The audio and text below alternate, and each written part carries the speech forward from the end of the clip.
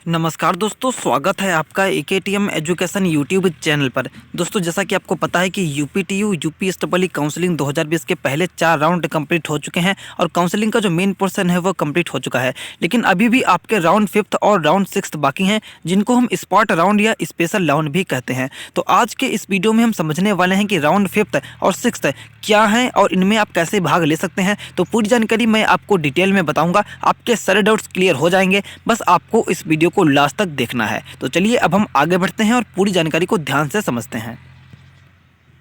तो दोस्तों, यहाँ पर मेरे सामने आ चुका है यूपीटीयू की तरफ से जारी किया गया ऑफिशियल नोटिस और इसके माध्यम से मैं आपके सारे डाउट क्लियर करूंगा। आपको क्या करना है, अगर आपको वीडियो पसंद आए तो वीडियो को लाइक करना है, अपने फ्रेंड्स के साथ भी इस वीडियो को शेयर करना है और यूपीटीयू से जुड़ी सभी अपडेट्स के लिए आपको हमारे चैनल को सब्सक्राइब करके बेल आइकन को दबा लेना है। तो चलिए अब हम ध्यान से समझते हैं। तो सबसे पहले अब हम देखेंगे कि स्पेशल राउंड काउंसलिंग यानी कि 5वें राउंड की काउंसलिंग में कौन कौन से लोग भाग ले सकते हैं। स्पेशल राउंड की काउंसलिंग आपकी गवर्नमेंट और गवर्नमेंट एडेड कॉलेजों के लिए होगी और यूनिवर्सिटीज़ के लिए भी आपकी ये काउंसलिंग करवाई जाएगी, जो भी सीटें बची रहेंगी उसके लिए। तो यहाँ पर आपको क्या करना है कि यहाँ पर पहले बात करते हैं कि कौन से लोग एलिजिबल नहीं है यानी कि नॉट एलिजिबल हैं। तो यहाँ पर आपको लिखा है कि ऐसे समस्त अभ्यर्थी जिनको चरण 4 में सीट फ्रीज कर दी है, यानी कि अगर आपको 4th राउंड में कोई भी सीट मिली और अगर आपने सीट को फ्रीज कर दिया या ऑटो फ्रीज कर दिया, फिर आपका 5वें राउंड की काउंसलिंग में भाग लेना बहुत ही मुश्किल है। हालांकि आगे कोई अगर ऑर्डर आ जाए तो मैं कह नहीं सकता, लेकिन अगर आपको 4th राउंड में कोई भी सीट मिली और फ्रीज हो गई तो फिर आप 5वें राउंड की काउंसलिंग में पार्टिसिपेट करना मुश्किल हो जाएगा आपके लिए।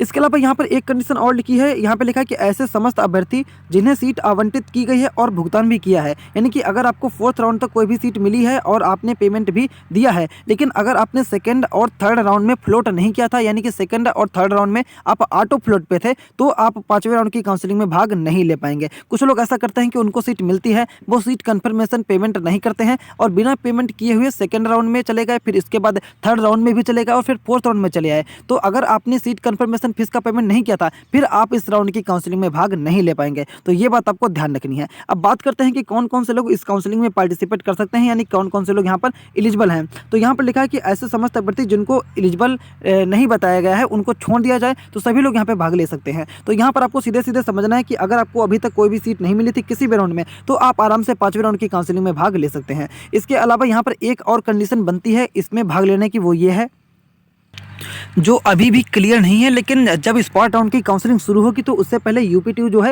वो दोबारा नोटिस जारी करेगा। तो दोबारा जब भी नोटिस जारी करेगा, अगर उसमें आपके लिए कोई भी नई अगर एलिजिबिलिटी रखी जाती है वो मैं आपको बता दूंगा। लेकिन अगर आपको डाउट है तो आप हमसे पूछ सकते हैं या आप यूपीटीयू से भी कॉन्टैक्ट कर सकते हैं। अब चलिए बात करते हैं कि स्पेशल राउंड की काउंसलिंग में आखिर होता क्या है।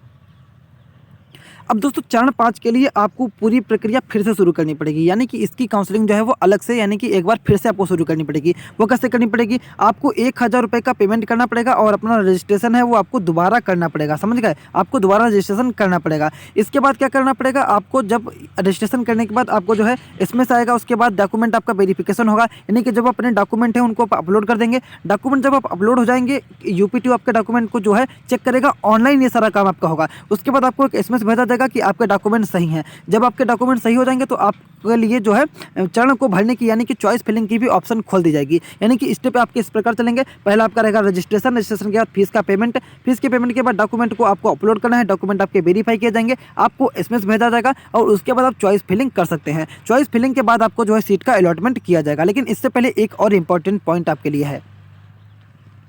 यहाँ पे बात यह है कि जब आप अपनी चॉइस को बाकायदा फिल कर लेंगे, उसके बाद आपको चॉइस को लॉक करने से पहले आपको 20,000 रुपये की फीस का पेमेंट करना पड़ेगा। यहाँ पे देखिए साफ साफ लिखा हुआ है कि स्पेशल राउंड उम्मीदवार को इस राउंड में भाग लेने के लिए 20,000 रुपये की सीट कन्फर्मेशन फीस को जमा करना होगा। यानी कि पहले क्या होता था कि जब आपको सीट मिल जाती थी उसके बाद आप फीस का पेमेंट करते थे, लेकिन यहाँ पे क्या है, यहाँ पे आपको जो फीस का पेमेंट है उसको आपको पहले ही करना पड़ेगा। लेकिन यहाँ पर अगर आपको कोई भी सीट नहीं मिलती है, जैसा कि यहाँ पर आपको लिखा है कि यह शुल्क केवल उन उम्मीदवारों को वापस किया जाएगा जिन्हें कोई भी सीट आवंटित नहीं की जाती है। यानी कि अगर आप स्पेशल राउंड में भाग लेते हैं 5वें या 6ठे में, वहां पर आपको 20,000 रुपये पहले ही पेमेंट करना पड़ेगा और अगर आपको कोई भी सीट नहीं मिलेगी तो आपका पैसा वापस कर दिया जाएगा। लेकिन अगर आपको कोई भी सीट मिलती है तो ये आपके लिए अंतिम विकल्प रहेगा, आपको वो सीट लेनी ही पड़ेगी। अगर आप उसे छोड़ देंगे तो आपका 20,000 रुपये जो है वो जब्त कर लिया जाएगा। यहाँ पे लिखा हुआ है कि इस चरण में सीट प्राप्त करने वाला कोई भी अभ्यर्थी किसी भी स्थिति में शुल्क वापसी का दावा नहीं कर सकता है। यानी कि अगर आपको कोई भी सीट मिली तो आपको लेनी ही पड़ेगी, नहीं तो आप उसको छोड़ दीजिए, आपको एडमिशन नहीं मिलेगा। लेकिन आपका जो सीट का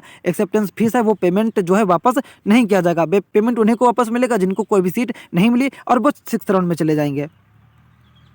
अब देखिए सीट का आवंटन आपका किस प्रकार किया जाएगा, तो जो भी आपके गवर्नमेंट कॉलेज हैं, जो भी गवर्नमेंट एडेड कॉलेज हैं और जो यूनिवर्सिटी है उनमें भी आपकी ये काउंसलिंग करवाई जा रही है। तो यहाँ पर क्या किया जाएगा, यहाँ पे भौतिक रिपोर्टिंग जब आपकी हो जाएगी, यानी कि जब आपकी फिजिकल रिपोर्टिंग कंप्लीट हो जाएगी, जिनको 4 राउंड तक सीट मिली है, जब वो लोग जाकर के अपना एडमिशन कंप्लीट करवा लेंगे, उसके बाद जो भी सीट आपकी खाली बचेंगी वो सभी आपकी ओपन और ईडब्ल्यूएस कैटेगरी की सीटें रहेंगी। यानी कि स्पेशल राउंड 5वें और 6ठे में आपका किसी भी प्रकार का रिजर्वेशन नहीं लगेगा, सारी सीटें आपकी ओपन कैटेगरी में ही आपकी गिनी जाएंगी। और अगर ईडब्ल्यूएस कोटा है तो आपको ईडब्ल्यूएस कोटा जरूर 5वें और 6ठे राउंड में देखने को मिलेगा। तो 5वें और 6ठे राउंड में आपकी सीट वही सीट खाली बचेंगी जिनमें लोग एडमिशन नहीं लेंगे। यानी कि अगर आपको कोई भी सीट मिली थी मान लीजिए और अगर आप एडमिशन लेने नहीं गए तो वो सीट आपकी हो जाएगी खाली, और खाली सीट को भरने के लिए 5वां और 6ठा राउंड आपका जो है वो करवाया जाएगा।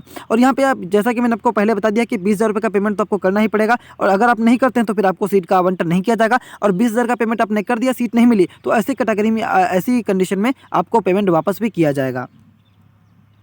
अब हम बात करेंगे काउंसलिंग नंबर जो आपका राउंड नंबर 6 है उसके बारे में। तो राउंड नंबर 6 तभी आपका होगा जब 5वें राउंड में कोई भी सीट बाकी रह जाएगी। यानी कि मान लीजिए कि अगर आपको 5वें राउंड में कोई सीट मिलती है और आप फिर भी उस सीट को छोड़ देते हैं, पेमेंट आपका चला जाएगा कोई बात नहीं, लेकिन अगर आपने सीट को छोड़ दिया तो फिर 6ठे राउंड की काउंसलिंग आपकी करवाई जाएगी। फिर 6ठे राउंड में वो जो खाली बची सीटें रहेंगी उनको भरा जाएगा। तो 6ठे राउंड की काउंसलिंग आपकी तभी होगी जब आपका 5वां राउंड में सीट खाली रहेगी। अगर किसी कॉलेज में 5वें राउंड में ही सारी सीटें भर गई तो फिर उस कॉलेज को 6ठे राउंड में पार्टिसिपेट करने का मौका नहीं मिलेगा। और हाँ, अगर 4 राउंड तक किसी कॉलेज में सारी सीटें भर चुकी हैं और सभी लोगों ने एडमिशन ले लिया तो ऐसा कॉलेज आपको 5वें राउंड में देखने को नहीं मिलेगा। तो यहाँ पर आपको ध्यान रखना है कि जिस कॉलेज में सीटें बाकी रहेंगी वही कॉलेज सिर्फ काउंसलिंग में भाग ले पाएगा और उसी कॉलेज को आप चुन भी पाएंगे।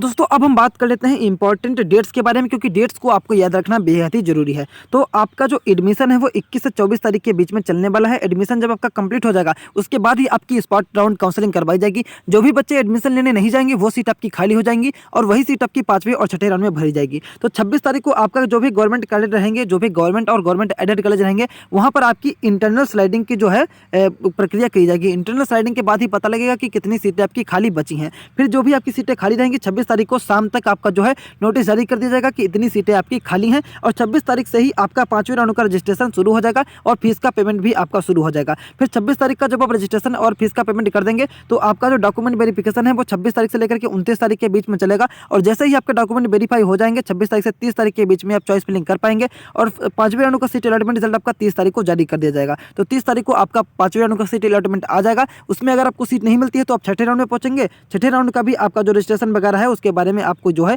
यहाँ पर डेट मेंशन कर दी गई है। तो आप इसको ध्यान से देख लीजिए, आप स्क्रीनशॉट भी ले सकते हैं और अगर आपको कोई डाउट है तो आप कमेंट बॉक्स में अपना कमेंट भी लिख सकते हैं। तो दोस्तों इस वीडियो को देखने के लिए आपको बहुत बहुत धन्यवाद। मिलते हैं अगले वीडियो में, तब तक के लिए गुड बाय, जय हिंद।